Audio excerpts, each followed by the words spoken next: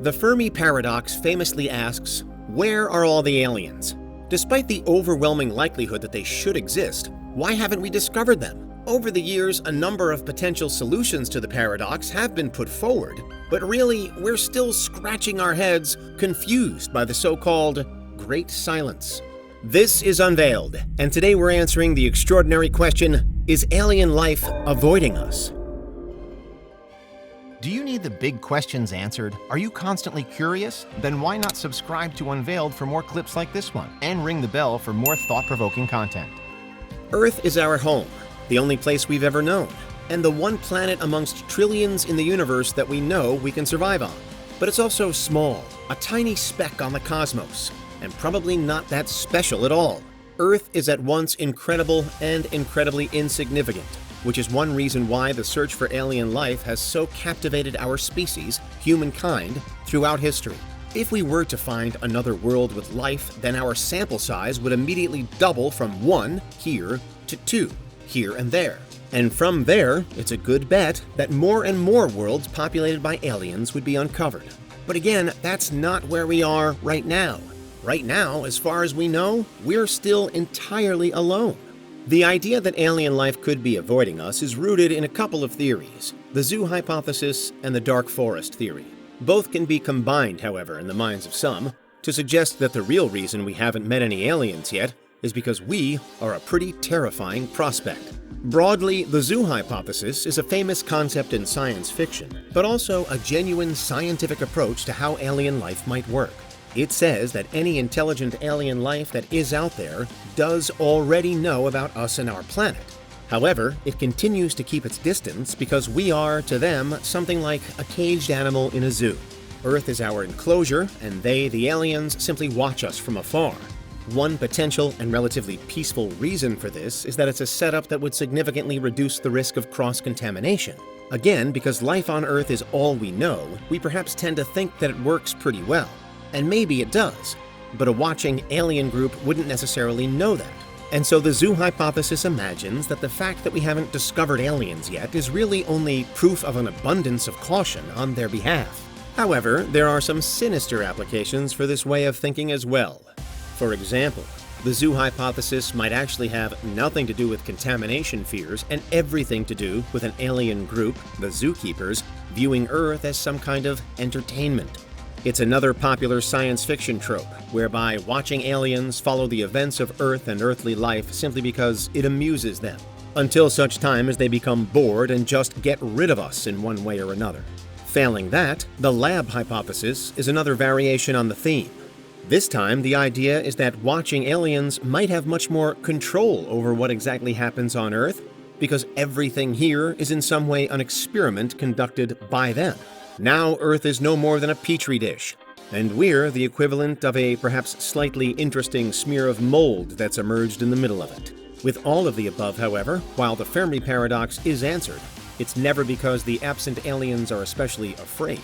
If they are avoiding us, it's because that's the way they specifically want it to be, whether for their zoo-like exhibits to thrive, or their ongoing, potentially demented experiments to yield the best results.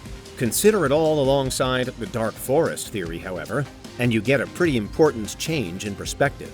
The dark forest theory is one of the more recent attempts to answer the Fermi paradox. Although the general idea does date back to at least the 1980s, the term by which it's now known, the dark forest, was first used in a 2008 novel, also called The Dark Forest, by Chinese author Louis Cixin. And as far as speculative hypotheses go, it's a fairly paranoid one. It again suggests that actually alien life might be abound in the universe. It's just that we haven't heard from it because nothing wants anything else to know that it's there. Reason being, because any intelligent species would immediately view another group as an existential threat, not just humans or life on Earth, but any other civilization or life form in the universe, period. The model asks us to picture intelligent alien groups as though they're stealthily tiptoeing through a dense forest, being ultra careful not to ruffle any leaves and blow their cover. According to proponents, that's why we haven't seen or even heard from aliens yet. Everyone's in hiding. It's a little unsettling, though, because it also means that an alien group could be very nearby but still undetectable. Meanwhile, the position of humans within this particular setup isn't exactly encouraging either. For more than a century, we've been making noise via radio waves, and in more recent times, we've actively sought to release messages out into space, alerting potential aliens to our presence and even directing them to our position.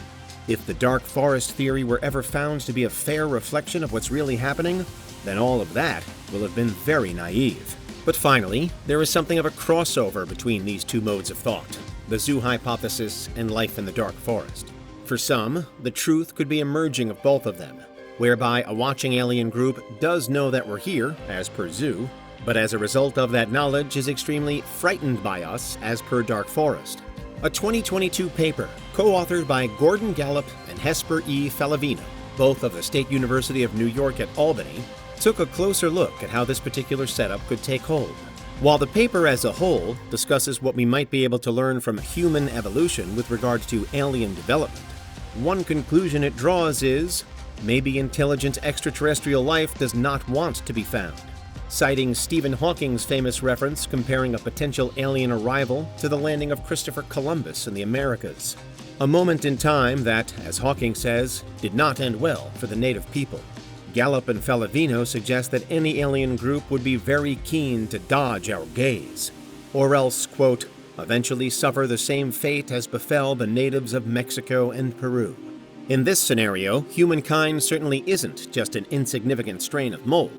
Instead, with its war and disease and environmental issues, it's perhaps more like a potential contagion that the rest of the universe needs to keep from spreading by avoiding crossing paths with us.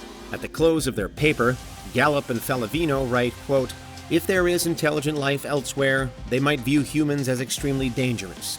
Maybe this is why there's no proof or compelling evidence of extraterrestrial intelligence. We pose too great a risk, and they do not want to be discovered. But what's your view? Is that final thought just a little bit too harsh? Is humankind really terrible enough to scare away a watching alien force from even contacting us? Or is the lack of alien proof more likely the result of one of the other two approaches, the zoo hypothesis or the dark forest theory? Let us know your thoughts in the comments. For now, what is clear is that, for whatever reason, we still haven't discovered alien life. In the event that it has never been to Earth, as most mainstream models imply, that means that more than 99% of the life that's ever lived here has been and gone before alien life arrived. So what are the chances that we'll be alive if and when it does make its grand entrance onto our earthly stage? Statistically, it's not actually likely at all.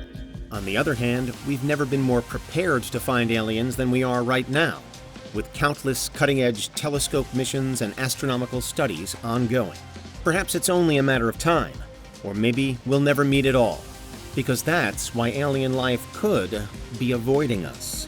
What do you think? Is there anything we missed? Let us know in the comments. Check out these other clips from Unveiled, and make sure you subscribe and ring the bell for our latest content.